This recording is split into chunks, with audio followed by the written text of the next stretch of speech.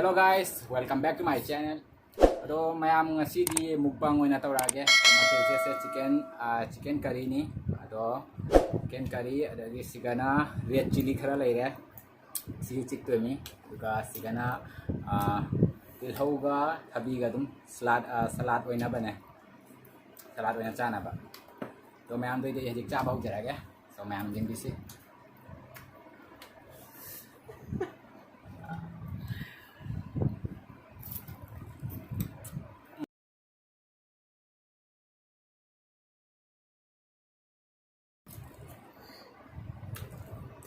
Rồi.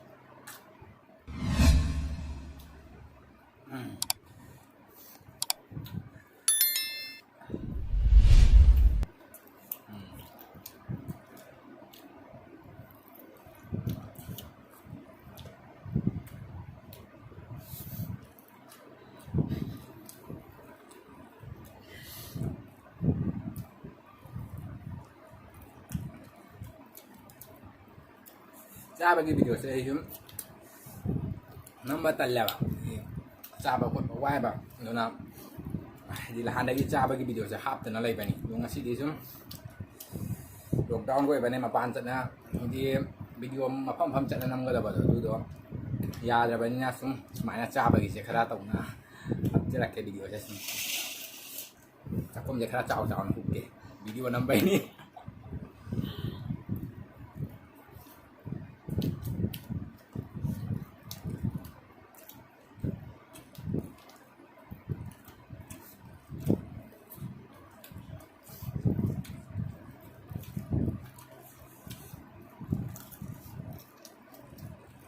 Yan se chabada sigumba haidi leg piece khara makhong khara sina aweba magi atopba haidi magi atopa piece ka magi sing adu do chabadi idam haidi pam deba sigumba sina khara sigumba stay ana machaba chicken thong chu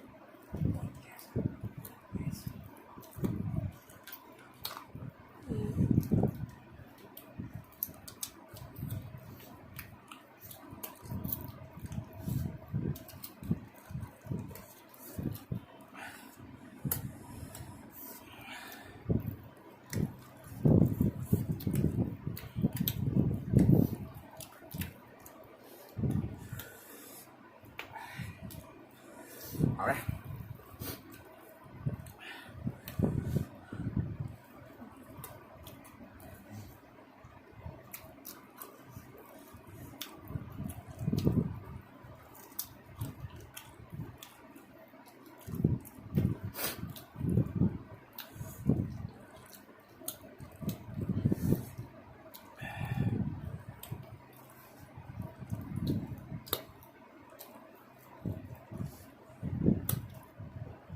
Dugi sing ging ala nak pani ana di punjal lai niam di pura chak tuk la ga ising thak ba ga jaw bani ngam de di do ai di chakho ma mu pa ga na ising ga thak tra di fungal ya ba cha ba hinga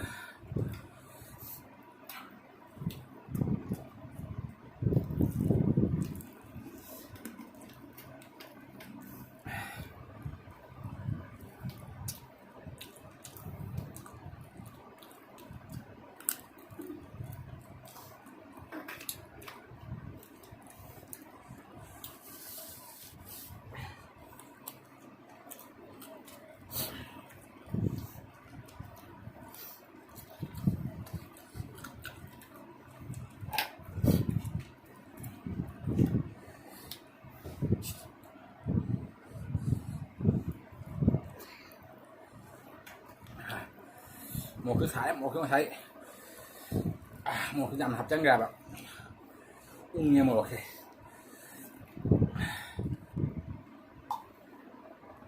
ra cái số dằm nó bự đi lâu chứ các bạn này đó xí số liêm để ba cái nấm rồi ra cái dằm sang âm đẹp vậy aduh hangat dằm nó số các bạn này bạn em jaga hang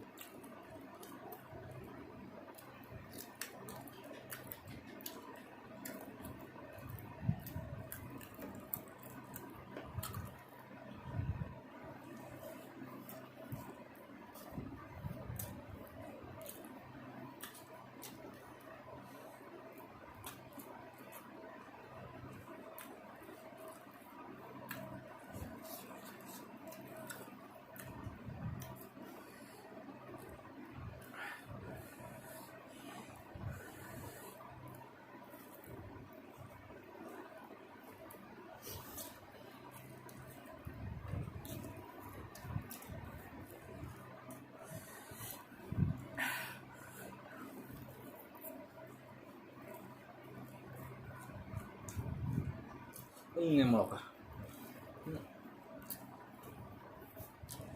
last bite